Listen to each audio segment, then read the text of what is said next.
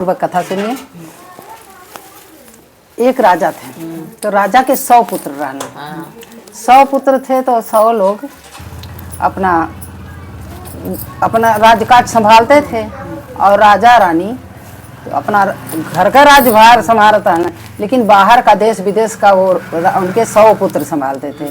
तो कहीं युद्ध करना, कहीं कुछ करना, ये उनका प्रतिदिन का काम था, चलते रहते थे। और लेकिन रानी बहुत घमंडी थी, इतनी घमंडी थी कि मतलब किसी को समझती ही नहीं थी कुछ।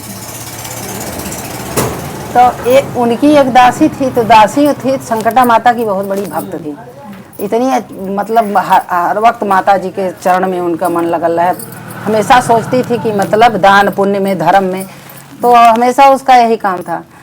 तो एक बार उसने संकटा पूजा का आयोजन कैली। तो आयोजन जब किया तो सोचा कि रानी को भी बुला लेते हैं, रानी साहिबा हमारी बात पर तो जरूर आएंगी हमारे घर। और रानी का जो रोज की आदत थी कि वो जाती थी गंगा स्नान। तो गंगा स्नान जब जाए तो जो उनकी दासी थी, उनकी दासी के घर के सामने से गुजरे। कैसे नहीं रहो, घर बाय तो भाई सामने से कहूँ कहूँ जाते तरी जाई तो जावे गई तो समझ तो जाइए। तो दासी जब उसने आयोजन किया माता के संकटा के पूजा का, तो उसने सोचा कि रानी को बुला लेते हैं, इसी रास्ते जाती हैं गंगा स्नान, तो जब इसी रास्ते जाती हैं तो मेरे घर तो आई जाएंगी। तब रानी ने कहा कि रानी से जाके कही कि आपसे निवेदन करती हूँ कि आप हमारे घर चलिएगा पूजा में, सुहागन में। तब कहलीन कि रानी ने कहा कि चलो ठीक है। अब मन में का बरबरा रही हैं कि अरे ये गरीब क्या खिलाएगी मुझे, और इसके दम है हमें खिलाने का। अब ये सब नहीं करना चाहिए। देखिए गरीब अमीर कोई नहीं होता है, भाव होना चाहिए, सच्चा भक्ति होना चाहिए, प्रेम होना चाहिए भगवान के प्रति। अब गई पूजा में, जब पूजा उजा संपन्न हो गया तब प्रसाद और साथ जैसे कि कोई इच्छा इच्छा भरे रहा, जौन लाई और मिठाई उठाई जो उसके पास था भाई वही मिठाई उठाई लाई थी। जब मिठाई उठाई प्रसाद खाने की बारी आई कि सब लोग प्रसाद खा के पानी पी लीजिए। तो जब पानी पीना हुआ तो ये क्या कह रही हैं कि ये सड़ियल मीठा मैं खाऊंगी, ये मेरे योग्य है। और वो ऐसे कोई इच्छा अपना उलट दी और उलट करके उठ करके चल दी। अब माता जी कोप गई। अब वो बेचारी जिसका पूजा था वो रोने लगी कि बताइए इतना बड़ा पूजा में खंडित हो गया, और ये सब अगर सुहागन गुस्सा होकर चली जाएंगी तो हमारा क्या होगा।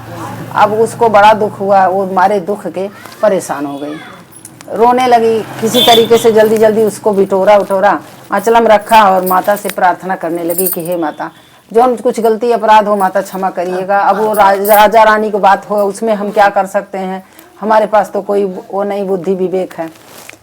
कुछ बोली नहीं। और इनके 100 पुत्र गए थे युद्ध लड़ने के लिए, और माता जी जब कोप गई तो वहाँ इनको संदेशा क्या मिलता है दोपहर में घर जाने के बाद कि तुम्हारे 100 पुत्र मारे गए, 100 पुत्र तुम्हारे उस युद्ध में मारे गए। अब हाँ, अब अपमान करके जाओगी तो क्या होगा। इसीलिए किसी का अपमान नहीं करना चाहिए, चाहे छोटा हो चाहे बड़ा हो, सबको प्रेम से भाई अंगीकार करना चाहिए इंसान को।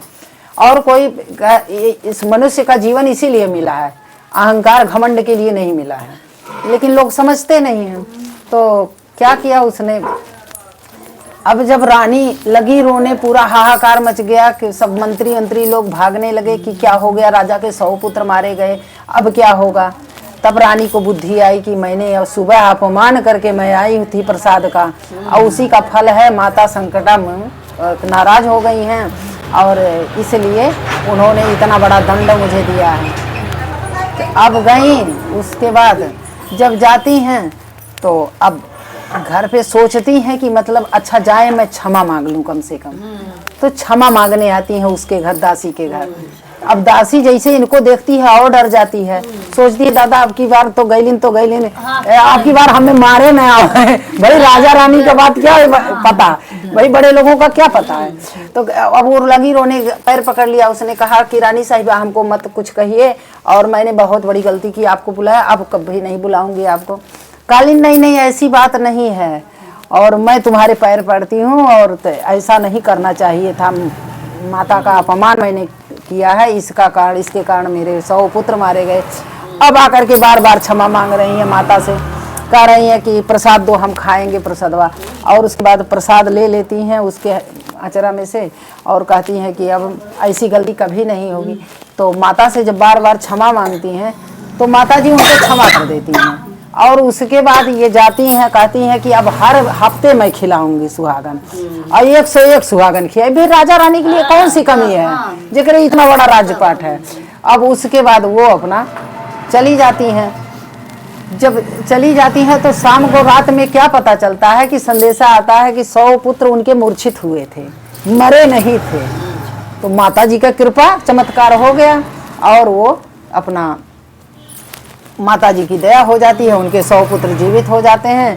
तो इसलिए माता जी का अपमान कभी ना करिएगा, किसी का अपमान ना करिएगा। प्रसाद और साथ का अपमान तो कभी नहीं करना चाहिए। बोलिए जय माता दी।